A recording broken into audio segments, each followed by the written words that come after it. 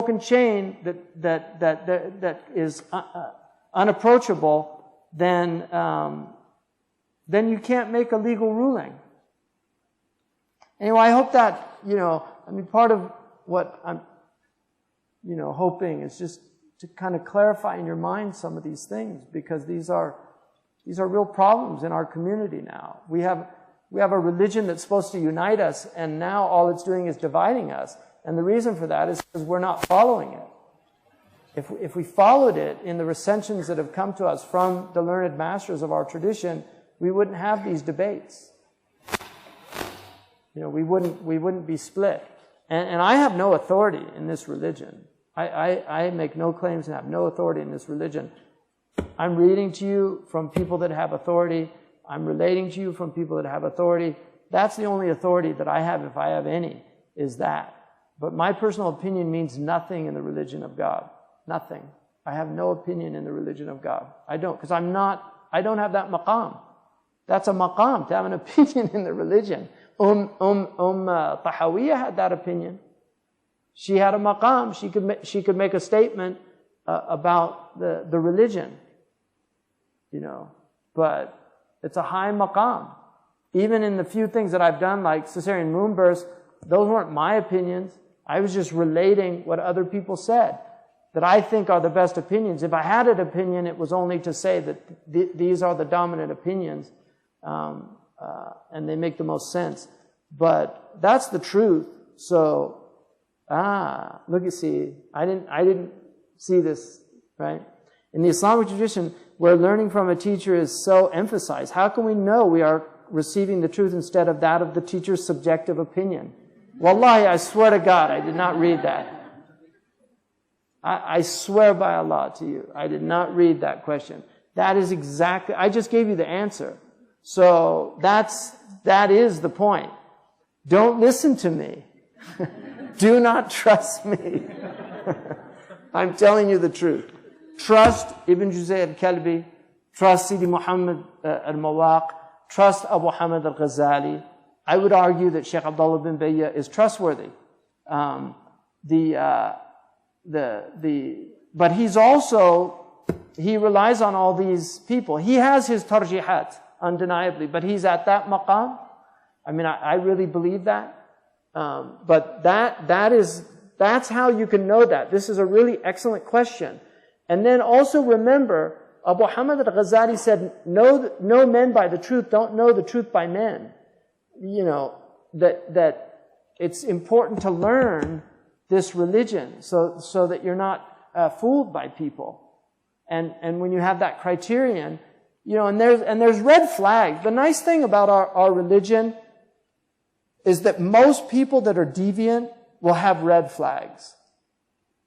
And if you know how to see red flags, they don't quote from the Asanid, they're not in an Isnad tradition. That's a red flag. It really is. And then you can ask them, who are your teachers? Who did you study with? I mean, if you have somebody, like I can ask Muhammad al-Sharif, he's here.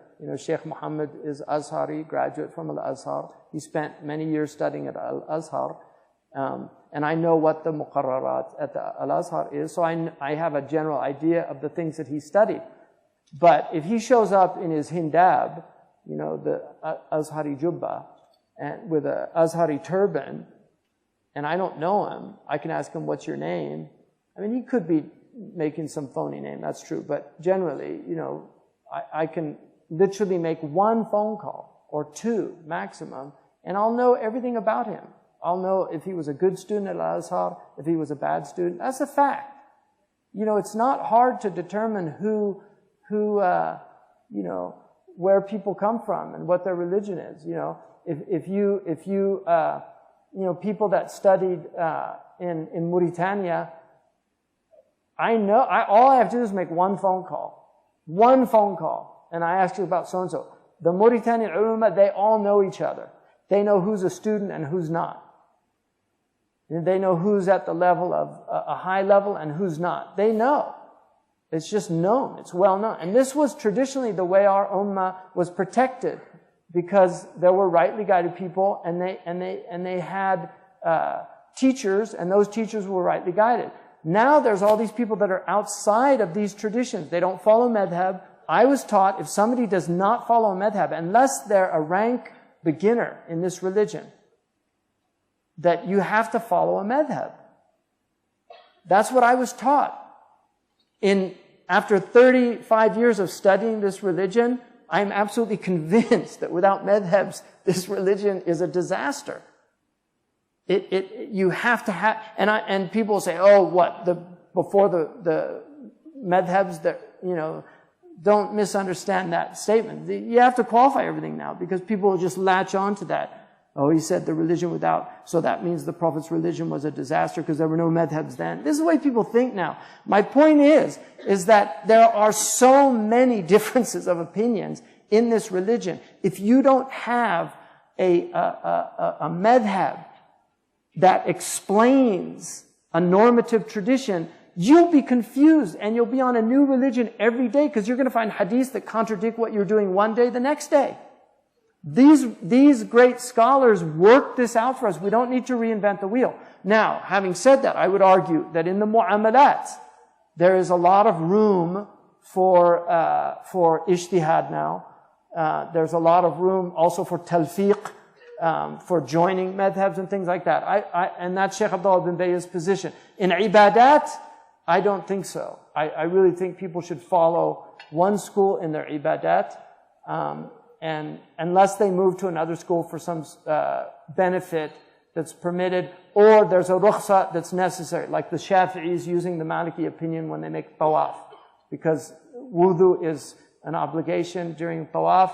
If you touch a woman, or a woman touches a man, the wudu is broken, and therefore they follow the Maliki madhab in that condition. That's a valid rukhsa, because it would be impossible to do it otherwise. Those are the things, but that's really a good question. Don't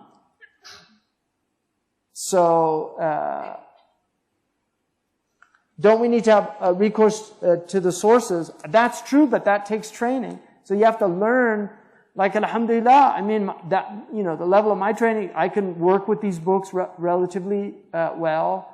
My Arabic's good enough to read them and understand them. And so I can go to these sources and see for myself. That's a great blessing to be able to do that. But it takes time. It took me a long time to learn how to do that. Arabic is hard. It takes a while. It's easy hard. It really is. It's in some ways it's impossible because it's just so vast. But you can learn Arabic, and you can learn to read. A lot of these books are written in a relatively, they're not difficult. The language is not that difficult. Some of the books are very complicated and need teachers. How should we understand the position of Maria al-Qibtiyya in our time? It's an interesting question. There's a khilaf about Maria al-Qibtiyya. I mean, most say that she was what's called Walad, which is they have the status of a wife.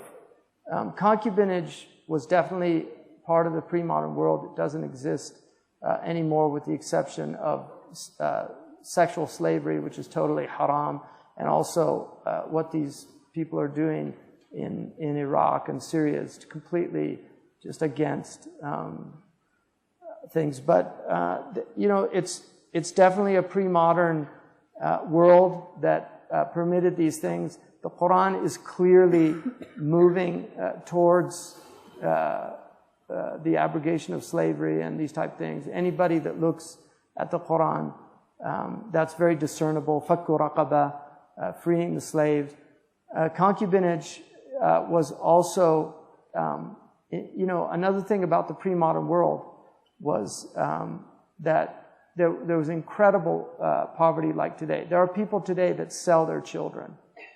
This is simply a fact. There are people in Vietnam, you can go, there are places, pedophiles know about this, I've only read about it, but there are places you can go and buy children because the people are just so poor.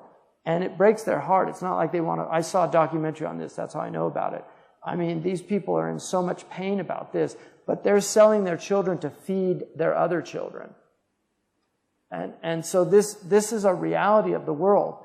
And so the Quran, one of the things about the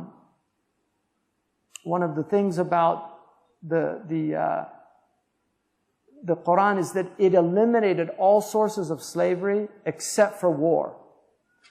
That's the only source of slavery. It eliminated all sources. But it's important to know that Islam called it riq. It did not call it ubudiyya. And the Prophet said, "La taqulu abdi abdi, walakin qulu ghulami ghulami." Never say my slave, but rather say, my ward. And so people have to understand that the Prophet ﷺ did not look at these people as abid. He said, "Kullukum abidun lillah." All of you are God's slaves. And so this is not a slave. He removed. So the idea that there's slavery in Islam, it's the wrong word. But there is indentured servitude. And that's the closest word in English that we have to what the Muslims call the riq. And the proof for that is indentured servitude enabled you to buy yourself out of the bondage that you were in. In the West, we have mortgages, right? And you work to pay off the mortgage, right? The Muslims had Allah allowed for a means for people to be reintegrated into society after war. And they were reintegrated in two ways. They were reintegrated in the riq.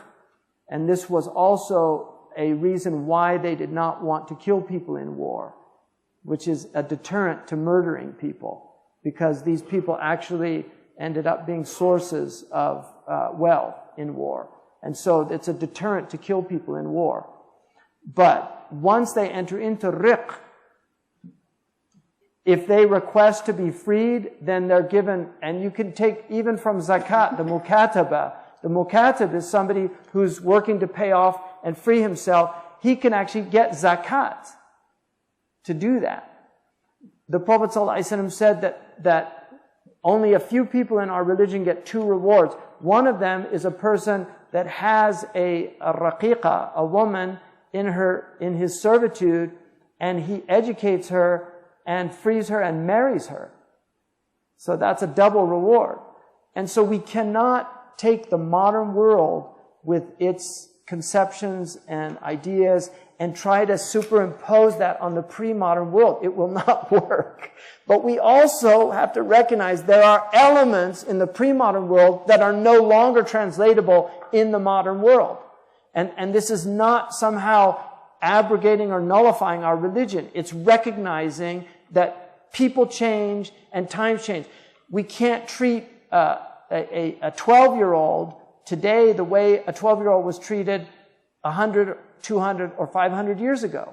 It's a completely different mentality. Women commonly married at young ages in most societies. In England, if you reach 7, which is called sin al-tamyiz, you could be hung for theft at 7, because they considered them little adults, because they could speak like adults, and they were ignorant. The Prophet ﷺ said that 15, 18, according to the Maliki madhab, if there's no signs of puberty, 15 is the age in which you are accountable. 15. That's very close to the modern age. You can't enter into the army as a child. It's prohibited to fight as a child in Islam. You have to be at least into puberty. The Prophet turned them back. If the young people wanted to fight, like 13, 14-year-old, he would send them back. So he didn't have child warriors. It's very alien to our tradition. So anyway, how do we distinguish between blameworthy manipulation of language, that the Jews are reprimanded in the Quran for their rhetorical tricks, but also know the oratory techniques and power of beautiful speech, the likes of which Brother Malcolm X practiced? Rhetoric is the art of telling the truth beautifully, according to one definition. Rhetoric is dangerous because it's a double-edged sword. It can be used like logic. If you learn logic, you learn all the logical fallacies. That's part of logic, is learning logical fallacies. And lawyers are very good because they focus on the logical fallacies and often manipulate juries. Appeal to pity, appeal to emotion is a logical fallacy. Is this the face of a murderer? Right? I mean, that's not an argument.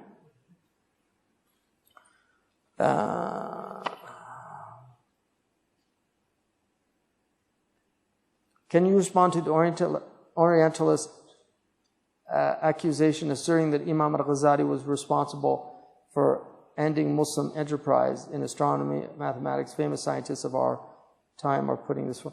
Yeah, it's a total lie. It's one of the great slanders against Imam al-Ghazali. He himself was a great scientist. He had learned the sciences of his time. He was very adept at astronomy, at handasa. He actually, if you look in the Ihya, he uses handasa in more than one place, what we would call geometry today. Qadi Abu Bakr ibn al-Arabi, who was his student, was a master of astronomy. He was also a practicing philosopher his entire life, Abu Hamid al-Ghazali. The idea that he destroyed philosophy is one of the greatest slanders in our history. He actually Islamicized, if anything, philosophy.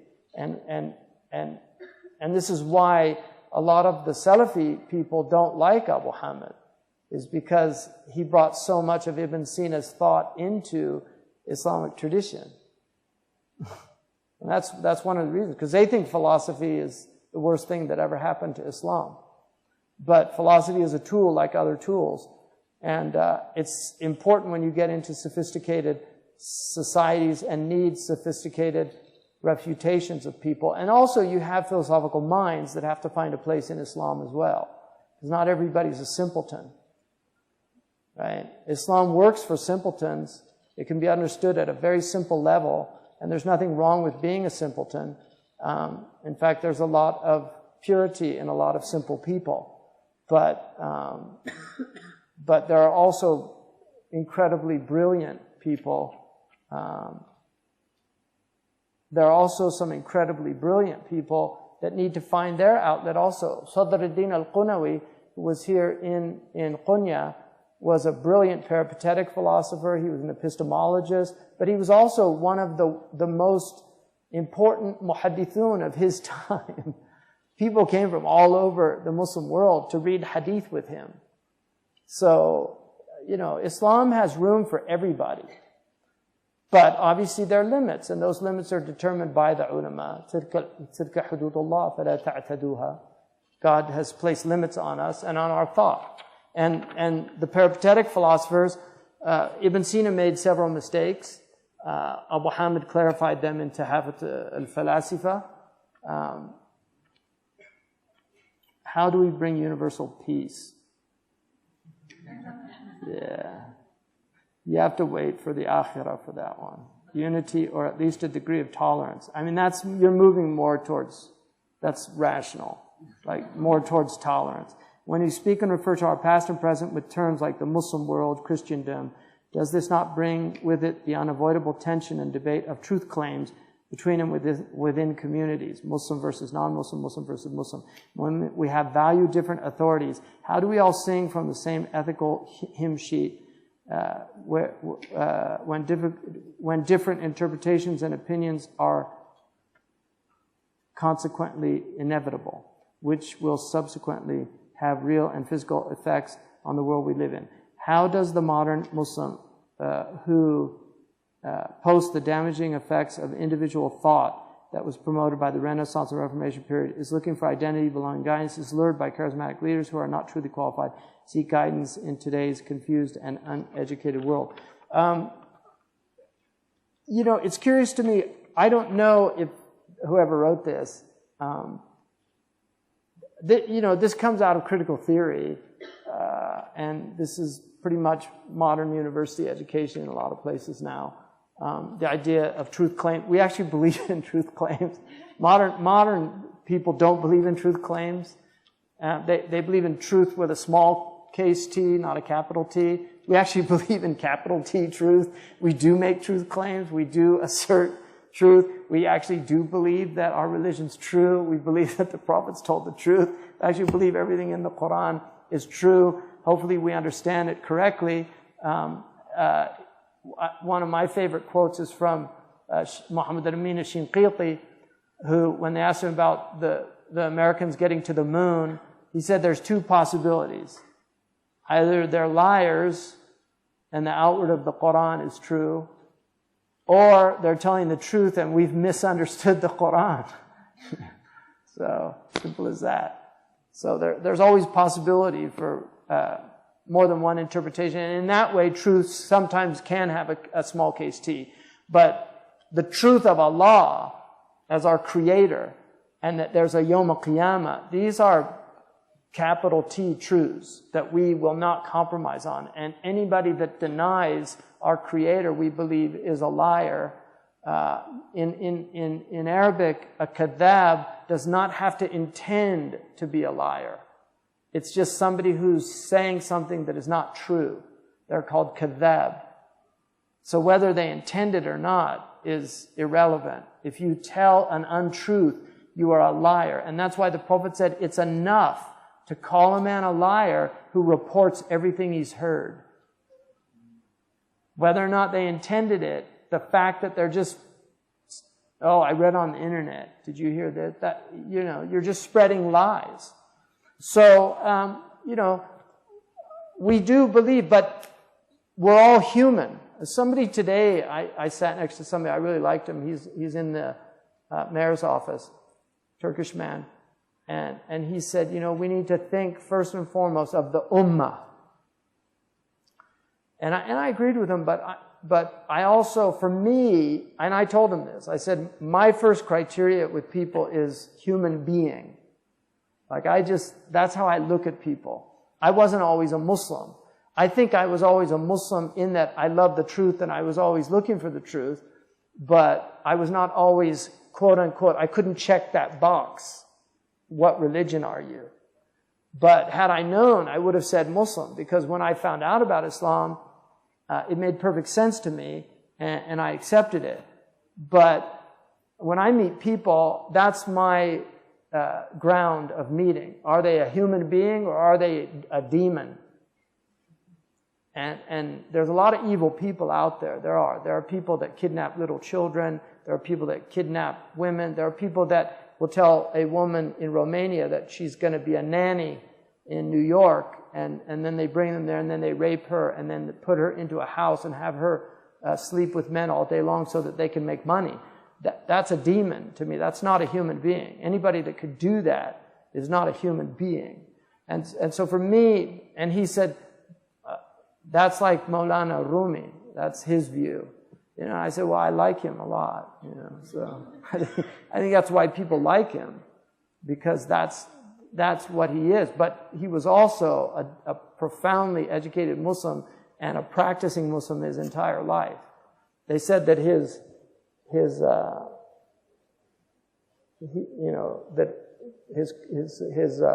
jubbah was worn out from praying next to people so much. So we're done. Yeah. Subhanakallah wa bihamdika ashhadu an la ilaha illa anta astaghfiruka wa atubu ilayk. And by the end of this talk, I'm like yesterday, I was really couldn't even think straight. So, Ameen. Alhamdulillah. Allah yubarak fikum, inshallah. Karamakumullah.